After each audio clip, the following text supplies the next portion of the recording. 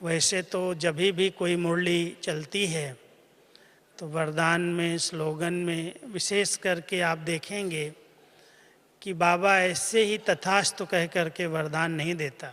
जैसे भक्ति के अंदर वरदान दिए गए हैं, दिखाया गया है, उस वरदान के पीछे कुछ विधि है, कुछ उसका आधार है और उसके बाद भव है। सीधा ही बाबा ने कह दिया अमर भव, सफलता मूर्त भव, संतुष्ट मणि भव, या जितने भी वरदान हैं उनके पीछे उसकी विधि और उसका आधार अवश्य बताया गया है। जब से वरदान बनाने की सेवा मुझे दी गई, मुझे याद है 88 में बाबा, अव्यक्त बाबा एक बार हम मधुबन निवासियों से विशेष मिलने के लिए आए थे। इतने सुंदर ढंग से बाबा ने एक एक की विशेषताओं का वर्णन किया, एक एक को वरदानों से भरपूर किया।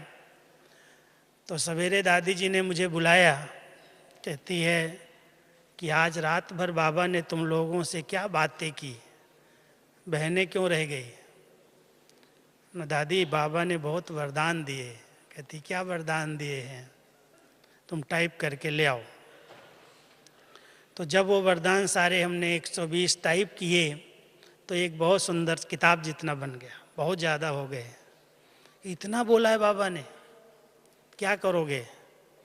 तो मेरे मुख से निकला, दादी ये जिस भाई को बाबा ने कहा है, वरदान दिया है, उसको टाइप करके फ़ोटो के साथ दे देते हैं, वो अपने अपने ऑफिस में लगा लेगा और पढ़ता रहेगा, खुश होता रहेगा।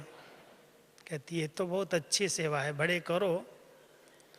लेकिन ये केवल आप लोगों के लिए बाबा ने वरदान नहीं दिया है, ये सारे ब्राह्मणों को दिया है। और इसको ऐसे सेट करो कि मुरली के नीचे सब जगह पर वरदान जाएं। तो मैंने कहा इतना बड़ा वरदान एक एक का मैं अगर मुरली के नीचे लिखूंगा तो मुरली छोटी हो जाएगी। तो कहती नहीं, इतना नहीं लिखना है, लिखो 4-5 लाइन में ही, लेकिन वरदान का रूप दो।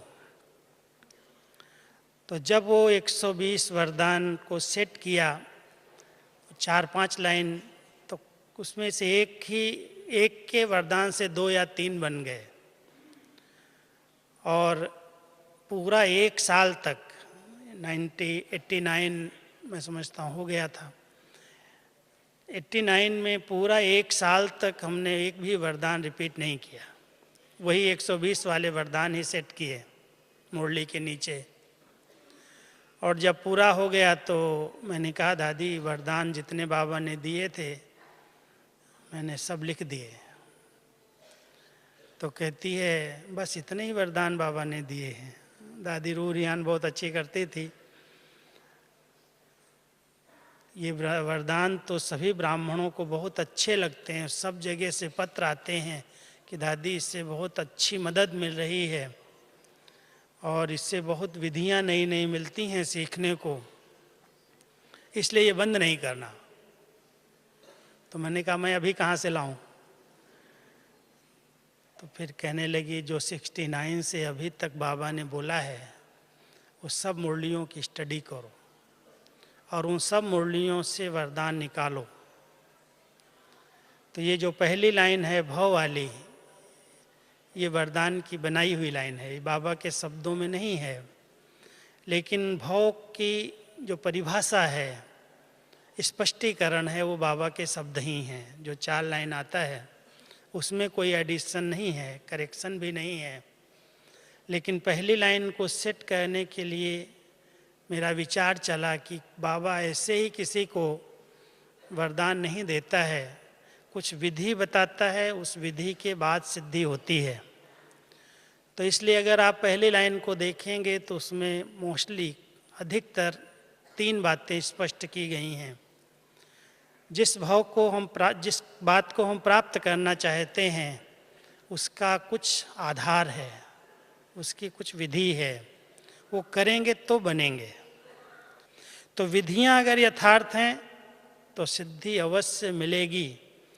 अगर हम संतुष्ट रहना चाहते हैं संतुष्ट करना चाहते हैं तो उसकी भी बाबा ने बहुत सुंदर सुंदर विधियां बताई हैं। संतुष्टता वरदान है, लेकिन संतुष्टता के वरदान की विधि है कि अगर बच्चे संतुष्ट रहना है तो अपने आप को बहुत भरपूर करो, हर प्राप्ति से भरपूर करो। कोई भी अप्राप्ति इस ब्राह्मण जीवन में अनुभव होगी तो संतुष्टता का अनुभव नहीं कर पाएंगे। इसलिए ज्ञान से, गुणों से, शक्तियों से, सूक्ष्म खजानों से, अविनाशी खजानों से अगर आत्मा भरपूर है, उसका चिंतन है, उसका मनन है, तो असंतुष्टता नहीं आ सकती है, सदा संतुष्ट रहेंगे। और अगर परिवार में सबको संतुष्ट करना है तो उसकी एक ही छोटी सी विधि, एक मंत्र बाबा ने दिया, बच्चे रिगार्ड देने का रिकॉर्ड अच्छा रखो।